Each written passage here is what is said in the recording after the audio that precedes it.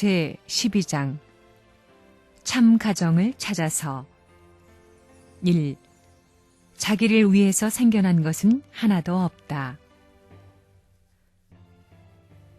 개인주의가 어디 있습니까?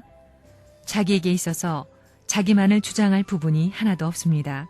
자식이 부모님의 사랑으로 어머니의 뱃속에서 난자로부터 자라서 태어날 때 99.999%는 어머니의 뼈와 피, 살입니다. 그리고 0.001%인 아버지의 정자 하나가 합해져서 태어나는 것입니다.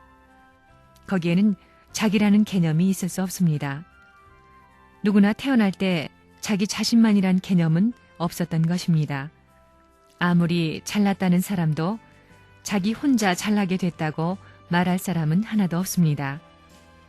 뼈나 피, 살 전부가 어머니 뱃속에서 물려받은 것입니다. 이 몸의 중요한 부분들은 어머니 몸의 연장이라는 사실을 인정해야 합니다. 우리 몸의 모든 요소는 난자와 정자에 포함되어 있었다는 것입니다. 예외가 없는 것입니다. 그러므로 개인주의란 있을 근거가 없습니다. 위라는 말이 생겨날 때에는 아래를 인정하고 하는 말입니다. 위라는 것만 가지고 개인주의가 성립될 수 있습니까? 개인만이라는 개념이 있을 수 없습니다. 오른쪽이라고 하는 것은 왼쪽이라는 것을 전제하고서 하는 말입니다. 전후를 보더라도 전하게 되면 후를 먼저 인정하고 하는 말입니다. 남자라는 말도 혼자를 두고 하는 말이 아닙니다. 여자를 선유 조건으로 삼고 하는 말입니다. 이것은 누구 한 개인의 말이 아니라 우주적인 사실입니다. 남자는 왜 생겨났습니까? 남자들은 흔히 자기 혼자 살아갈 수 있기 때문에 그런 것에 관심이 없다고들 하지만 남자는 여자 때문에 태어났다는 것입니다. 여자가 없으면 남자는 필요 없습니다. 절대적으로 필요 없다는 것입니다. 결국 자기 때문에 생겨난 것은 하나도 없다는 것입니다. 우리 오관을 보십시오.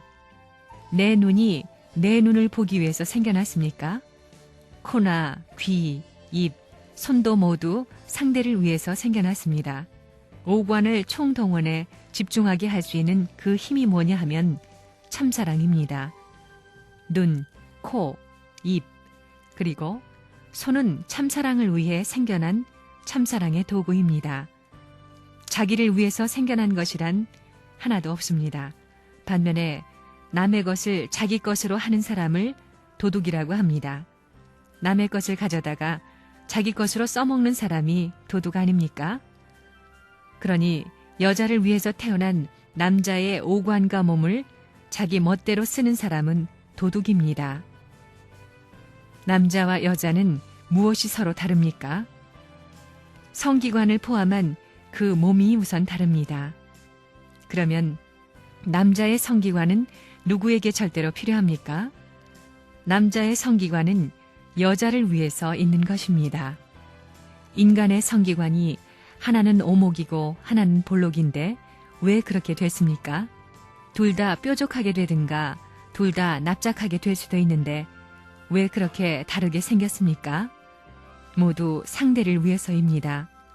남자 것은 여자가 절대 원하고 여자 것은 남자가 절대 원합니다. 절대로 여자 것이 남자 것이고 남자 것이 절대로 여자 것이라는 사실을 몰랐습니다. 그걸 점령함으로 말미암아 사랑을 안다는 것입니다. 둘이 하나 되는 것과 같은 경험을 통해서만 최고 높은 경지의 사랑을 알 수 있는 것입니다. 어느 누구도 이러한 사실을 절대로 부정할 수 없습니다. 누구나 다 인정해야 된다는 것입니다. 둘이 완전히 하나 되는 그 자리에서 이상적인 부부가 생겨나는 것입니다. 바로 그 자리에 절대 사랑이 존재하는 것입니다. 절대적으로 변하지 않는 그와 같은 사랑의 자리에 하나님께서 임재하시는 것입니다.